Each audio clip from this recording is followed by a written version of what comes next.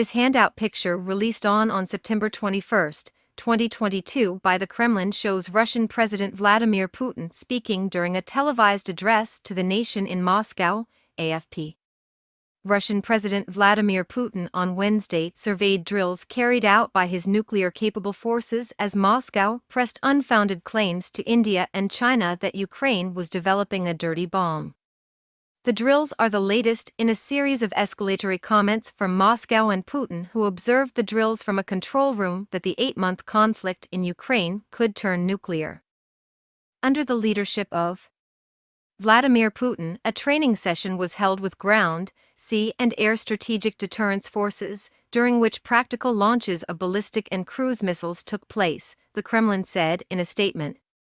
Russian state-run media ran footage of a submarine crew preparing the launch of a Sineva ballistic missile from the Barents Sea in the Arctic. The drills also included launching test missiles from the Kamchatka Peninsula in the Russian Far East. Footage of the drills across state media came after Russia's defense minister Sergei Shoigu pressed ahead with telephone calls to his counterparts globally, claiming that Ukraine was developing a dirty bomb. Shoigu, who has made these claims in recent days to counterparts from NATO countries, reiterated them to Chinese counterpart Wei Fenghe on Wednesday. Moscow alleges irresponsible behavior. Shoigu also voiced the same concerns in a phone with India's Defense Minister Rajnath Singh earlier on Wednesday, Moscow said. Ukraine has dismissed the allegations as absurd and dangerous, suggesting the claims could be cover for Russia's own plans on the battlefield, as have its Western allies, including Britain, France, and the United States. A dirty bomb is a conventional bomb laced with radioactive, biological, or chemical materials which are disseminated in an explosion.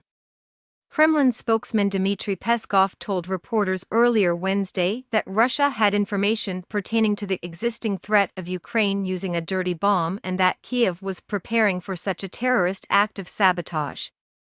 He added, "We will continue vigorously bringing our point of view to the world community to encourage them to take active steps to prevent such irresponsible behavior." Nuclear rhetoric from Russia began building in September, when Moscow said it was annexing 4 regions of Ukraine over which its forces have partial control. Putin warned Russia could use nuclear weapons to defend them. Advance on Kherson. One of those regions is Kherson, in southern Ukraine near Moscow-annexed Crimea, where Kiev has been clawing back territory since a counter-offensive it announced at the end of the summer.